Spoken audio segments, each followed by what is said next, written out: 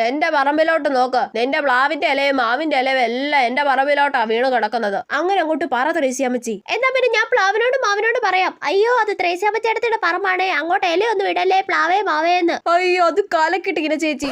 നീ അങ്ങനെ പറഞ്ഞു കൊടുക്കണ്ട. ഞാൻ തന്നെ നിന്റെ പ്ലാവിന്റെ മാവിന്റെ കൊമ്പ് വെട്ടി കളഞ്ഞു പറഞ്ഞോളാം. അത് മാസ് റിപ്ലൈ ത്രേസ്യാമ്മച്ചി.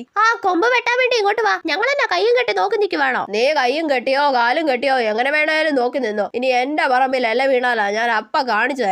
പിന്നല്ല. നിങ്ങൾക്ക് ചക്കയും മാങ്ങയും നിങ്ങളുടെ പറമ്പിലോട്ട് വീഴുമ്പോ കുഴപ്പമില്ലല്ലോ, ഇല വീഴുമ്പോഴാണല്ലോ കുഴപ്പം. ആണെന്നേ, അത് ടീന ചേച്ചി പറഞ്ഞത് ന്യായം. നിന്റെ ചക്കയും മാങ്ങ ആർക്ക് വേണോടി? ആരും കാണാതെ പറിച്ചോണ്ട് പോയി ഞം ഞം ഞം തിന്നുമ്പോ നിങ്ങൾക്ക് ഒരു പ്രശ്നമില്ലല്ലോ.